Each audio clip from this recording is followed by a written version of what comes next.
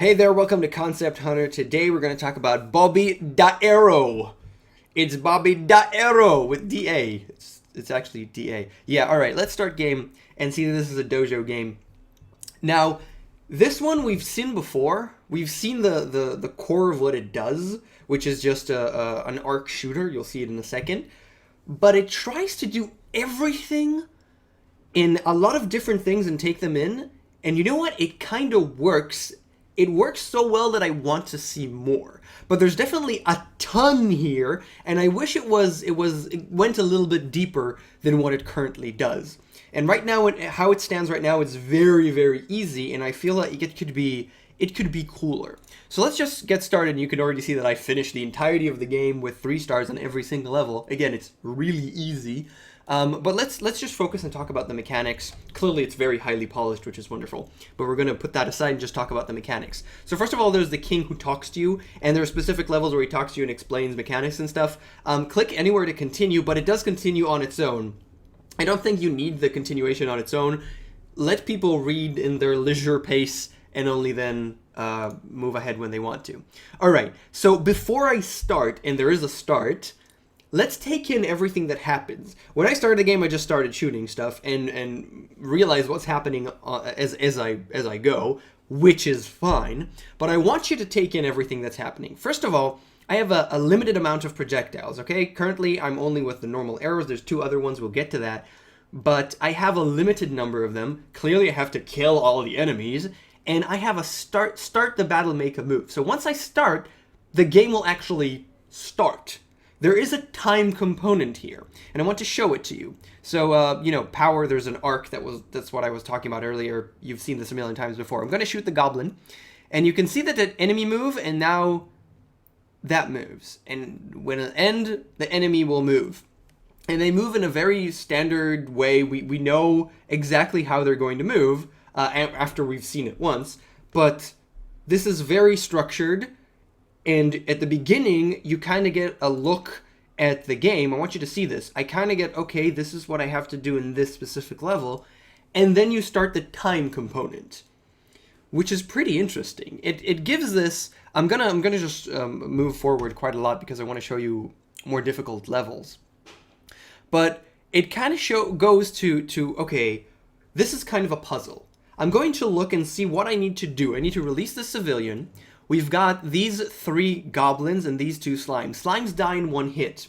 Now I have 2 additional arrows that I want to talk about. One of them is a burning arrow. Again, they're all limited. The burning arrow, once I hit, okay, the goblins need 2 hits to kill, the slimes only 1. Once I hit with a burning arrow, it'll hit and then deal damage over time until they will die. So I only need to hit goblins with 1 fire arrow in order to kill them. The poison arrow prevents them from taking any action, from taking their turn. And I've only needed to use it in 1 level in the entire game, which is a huge miss. It is... I feel that it is another mechanic made to simplify the game. And note the fact that in most of these games, you don't have the full arc. Okay, here I can see exactly where I'm shooting. Exactly where I'm shooting. In most games, you don't have that. And I think the reason is because it's super easy if you do. And that's fine that you want to have that. But this kind of screams have 2 difficulty levels. Have normal, where you only have the power bar, okay, that power bar, or maybe just half of the arc, and then have an easy mode for the full arc like you have right now. So allow most of the players, and I assure you most of the players would like to play this game on normal, but if they screw up, they'll play on easy. That's totally fine. Now, when I finish this level, I'll also have a star system. That star system is directly tied only to the amount of arrows that you shoot, and not the time at all, which is not something that I knew, but just something that I noticed. And it's not told you, it's just something that I noticed. And that's actually pretty cool because it brings into the puzzle elements of the game.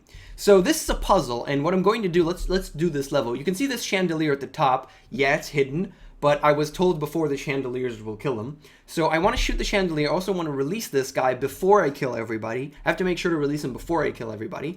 I want to deal with the archer. I want these 2 to jump ahead and be over here, so there's 2 turns before I could do this and kill all of them at the same time.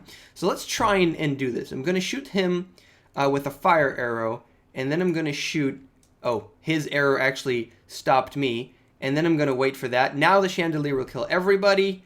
And I can kill that guy with fire. And I should be done. Let's see if I get 3 stars. I did. I got 3 stars. And that is thunder outside. Lovely. So it's kind of like a puzzle. I think I have the solution, and then I need to execute it as well. Because if I don't execute it in time, I will actually die because they'll actually kill me. Now I want to show you the only level where I used the poison arrow, which is the last level. Here, there's 3 archers and a mage. Now the difference, archers shoot at me clearly, mages also shoot at me, but after I dealt damage to them, they relocate. So that's interesting. The thing is, I could use fire arrow, and if I hit him once, it'll eventually kill him. I don't care that he relocates. So it's not a problem. What I tried to do was just use fire arrows on everybody, but I die too quickly. I also have a life bar. You barely see it. You only see it if you get damage. And you don't really know how much damage you can take, but only in this level, it was too much for me. So let's just try it like that. Fire, fire, fire. Oh, I missed that, and oh, I actually made it. Okay, so even in that level, if I'm fast enough, I don't have to use that. And note that I can be fast. So once I shoot, the timer starts, but I can also, if I shoot like really, really, really quickly, I could get in a good amount of shots before they ever do anything. And yeah, those are just like almost all normal arrows. And I only got 1 because I shot a lot of arrows. So there's everything here. There's the timer, and there's the puzzle element at the beginning, and there's the multiple arrows, and there's the limit on the arrows.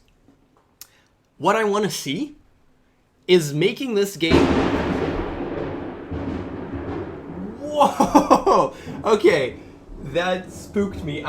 You had to hear that. That is an immense storm starting outside. I'm sorry for that. That spooked the hell out of me. Holy crap. Alright, before my power goes out, I'm gonna finish my thought. Wow. Alright. Yes, it's just rain. We're fine. I'm gonna finish my thought. I want, I'm sorry. Breathe. Okay. I want this game to go deeper. I want a little bit more difficulty. I want limited arrows. I want more puzzle elements. I want you to force me to use the different types of arrows, and I want 6 different arrows. And I want real strong puzzle elements that I have to understand the level and then execute properly. This is such a beautiful setup for a crazy puzzle game, and I want to see that come out. What you have here is a totally cute, incredibly easy game that's also highly polished and wonderful in that sense. And I just want to see more. I want more difficulty, which is the main thing that I love. So that's it for Concept Hunter. That was Bobby Da Arrow, and yeah, it's cute that you made it kind of stupid with Da Arrow and the story. I guess there's a story about saving King from goblins. Whatever, standard stuff. Danish Gold did made the game. Artist was Chaz, and this is a dojo game. And thank you so much for watching. And I'm sorry for being afraid of thunder. I'm not really, it just spooked me because it was so strong. Alright, thank you so much for watching. I'll see you guys next time. Bye.